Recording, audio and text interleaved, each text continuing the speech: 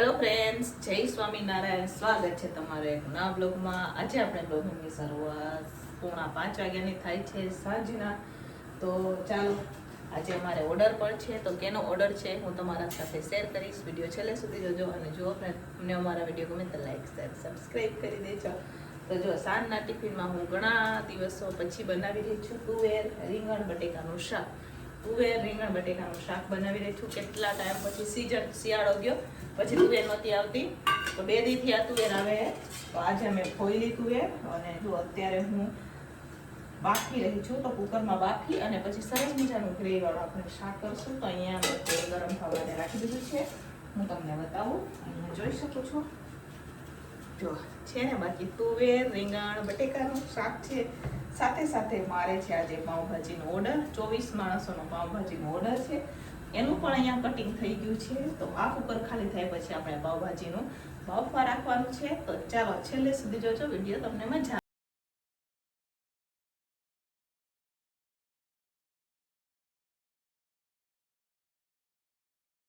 તો ચાલો ફ્રેન્ડ્સ, અહીંયા સરસ મજાનો હવે આપણે રીંગણ તુવેર દાણા બટેકા ચડી ગયા છે। તો હવે એનો વઘાર કરવાનો છે। બફાઈ ગયા છે, કુકરમાં આપણે બાફી લીધા છે। ઓલો કેમ તુવર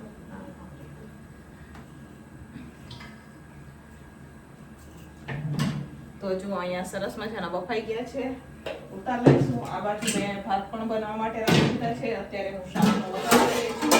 શાકનો વઘાર થઈ જાય એટલે ભાજીનું હું અત્યારે બાફવા રાખી દઈશ। પછી આપણે ભાજીનો વઘાર કરવાનો છે, એટલે પછી લાસ્ટમાં ભાજી આપણે બનાવશું। તો અત્યારે હું શાકનો વઘાર કરી રહી છું। અહીંયા શાક વઘારવા માટે આપણે તેલ ગરમ થવા માટે રાખી દીધું છે, પણ ગેસ ઓલવાઈ ગયો। ટમેટાની ગ્રેવી પણ થઈ ગઈ છે। તો ચાલો ફટાફટ હવે આપણે વઘાર કરીએ। તો ચાલો અહીંયા હવે આપણે વઘાર કરી લીધો છે। ટમેટાની ગ્રેવીનો વઘાર કરી લીધો છે। હવે આપણે મસાલા કરશું। તો લાલ મરચું પાવડર નાખશું, સાથે હળદર નાખશું। આમ તો વઘારતી વખતે પણ આપણે નાખેલી ગ્રેવી માટે થોડું કેટલું, સાથે થોડું મીઠું નાખશું, ધાણા જીરું, ગ્રેવીને સરસ રીતે પાકવા દેવાની છે આપણે। હવે આપણે એમાં નાખશું કસૂરી મેથી। હવે ગ્રેવીને પાકવા દઈશું આપણે।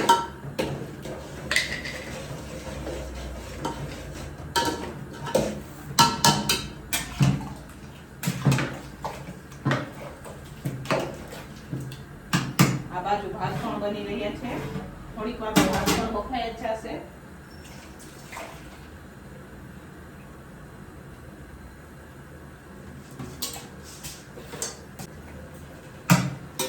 તો ચાલો, અહીંયા સરસ મજાની ગ્રેવી પાકી ગઈ છે। તો હવે આપણે જે તુવેર રીંગણ દાણા બાફીને રાખેલા એ નાખશું।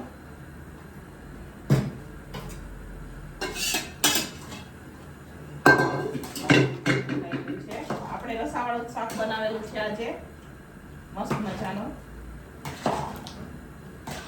થોડીક વાર એને ઉકળવા દઈશું।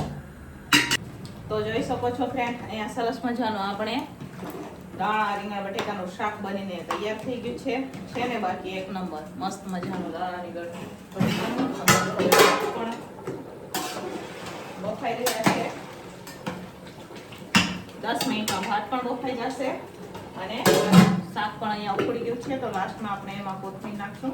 થોડુંક રસાવાળું જ રાખવાનું છે શાક, તો જોઈ લો આટલું રસાવાળું શાક આપણે રાખવાનું છે। કેટલા દિવસો પછી મેં બનાવ્યું છે આવું શાક। તો હવે એને ઢાંકીને નીચે ઉતાર દઈશું અને આ બાજુ ભાજીનું બાફવા માટે ચડાવી દઈશું। ગેસને કરી દઈશું હવે આપણે બંધ।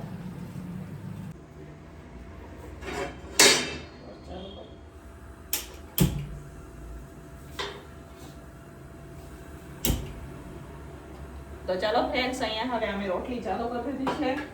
ભાજીનું તો શાક બફાઈ ગયું છે, પણ એ અમે પછી બનાવશું। પહેલા રોટલી બનાવીએ। તો અત્યારે અહીંયા કારખાનાની રોટલી, દુકાનની રોટલી, બહારની રોટલી, બધી અત્યારે રોટલી બનાવી રહ્યા છે, જોઈ શકો છો તમે। તો ચાલો ફટાફટ હવે આપણે રોટલી બનાવીએ। તો ચાલો ફ્રેન્ડ્સ, અત્યારે હવે હું પાઉંભાજીનો વઘાર કરી રહી છું, જોઈ શકો છો તમે। અહીંયા અહીંયા આપણે મસાલો રાખી દીધું છે. શાક અહીંયા આપણે મેશ કરી લીધું છે.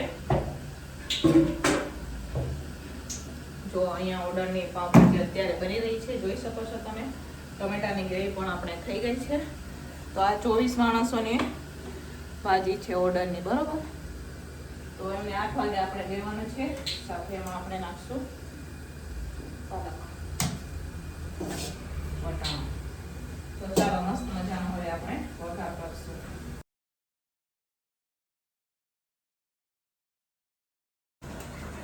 તો ચાલો ફ્રેન્ડ્સ, અહીંયા સરસ મજાની ગ્રેવી પાકી ગઈ છે. તો હવે આપણે જે મિક્સ કરેલું ભાજી છે એ નાખશું. મિક્સ કરીશું આપણે.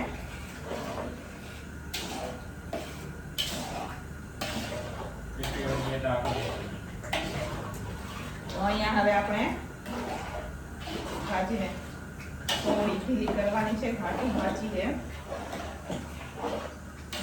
તો ચાલો ફ્રેન્ડ્સ, અહીંયા ઓર્ડરની પાવભાજી બનીને તૈયાર થઈ ગઈ છે. જોઈ શકો છો તમે. અહીંયા ભાજી કમ્પ્લીટ છે.